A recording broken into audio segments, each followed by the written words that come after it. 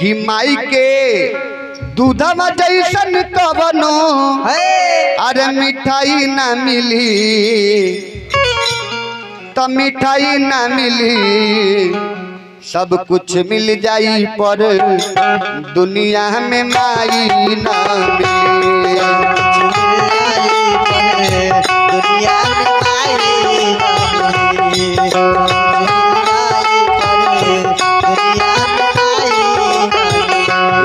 माई के दूध जैसन कवनो मिठाई ना मिली हो मिठाई ना मिली सब कुछ सरकार माई के दूध जैसन सरकार कोनो मिठाई में ऐसा ताकत नहीं है कि माई के दूध जैसन कवनो मिठाई ना मिली सब कुछ मिल जाई पर दुनिया में माई ना मिली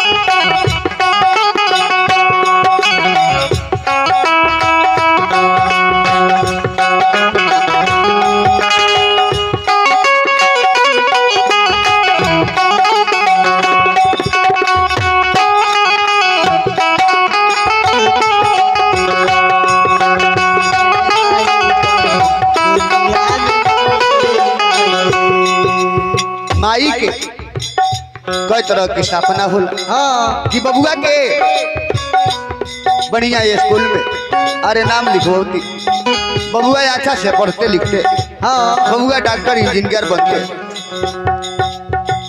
ए माई के सपना होला अनेक हमर बबुआ होइए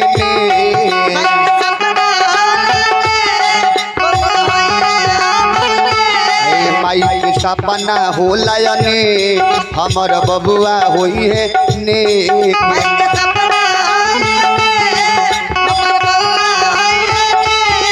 ऐसन सोच तोहरा केहू अरे ऐसन सोच वाला दोसर केहू भलाई ना मिली सब कुछ मिल जाई और दुनिया में माई ना मिली सब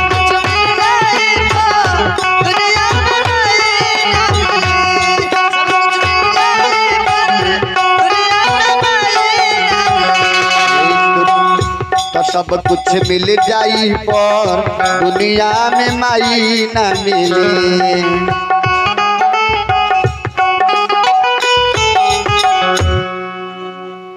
चलिए आई भक्त शिरोमणि मनोज महतो जी के तरफ से 21 रुपए के दान परमात्मा के दरबार में पहुंचा जय हो कि सब कुछ मिल जाई पर दुनिया में माई ना मिली ऐसे कहल बा बड़ा सुंदर बात कहने की माँ की ममता बिक जाती है गोद का बच्चा बिक जाने के बाद आज पेड़ बिके तो क्या बिके यहाँ पत्ता पत्ता बिक जाता है जहाँ ख्वाहिशों की मंडी है वहाँ अच्छा अच्छा बिकता है इसे कलयुग की नई जमाने में क्या पूछना यारो यहाँ तो मरने के बाद में मुर्दों को सर का कफन बिक जाता है अरे माई के सपना होला हमर बबुआ होई है ने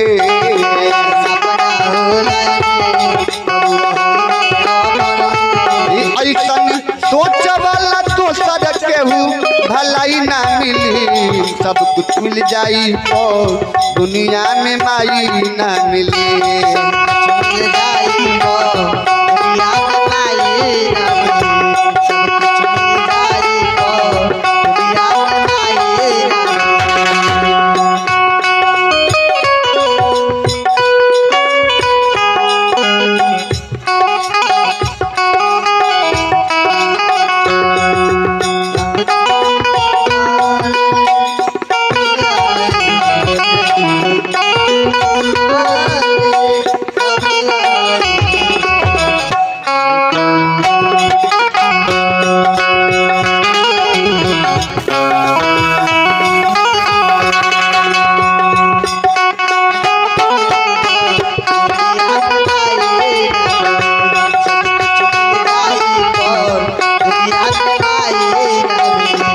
चलिए आई भक्त शिरोमणि संजीत जी के माता जी के तरफ से 22 रुपया के दान ये हनुमान जी के दरबार में पहुंचल।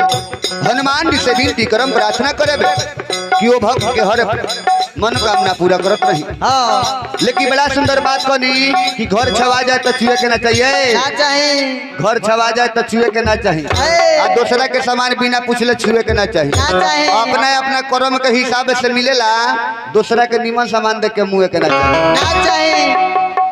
चलते चलते कवि जी बतावनी अरे माई के सपना हो लयने हमर बबुआ होइए ने, मन के सपना हो लयने हमर बबुआ होइए। चलिए आई भक्त शिरोमणि मनोज महतो जी के तरफ से, मनोज मास्टर साहब, सिलाई मास्टर साहब, शिव जी के माता जी के तरफ से 12 रुपए के दान ये परमात्मा के दरबार में पहुंचल। परमात्मा से विनती रही, प्रार्थना रही कि वहां के हर मनोकामना पूरा करत रही। मिस्टर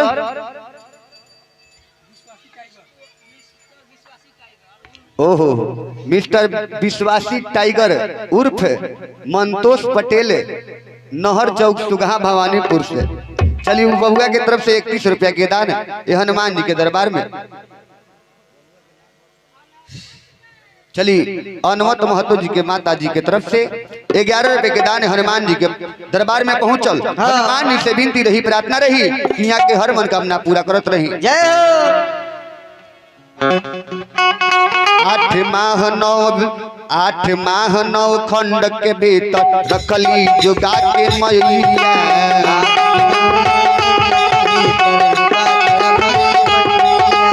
8 माह 9 खंड के भीतर रखली जुगा के मैया।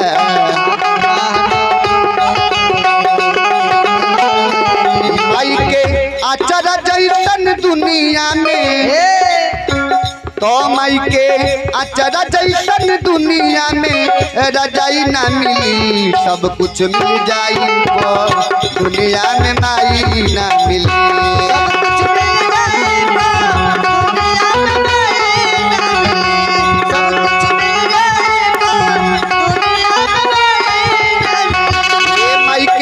दूधवा जैसन कबनो, तो माई के दूधवा जैसन कबनो दवाई ना मिली, सब कुछ मिल जाई पर दुनिया में माई ना मिली। सब कुछ मिल जाए दुनिया में माई ना मिली, सब कुछ मिल जाए दुनिया में माई ना मिली। प्रेम से बोलिए आनंद कंद भगवान की जय, श्री वृंदावन बिहारी लाल की जय, वीर बजरंग बली की जय, जग भगवान की जय, जय जय जय। श्री सीताराम हरे।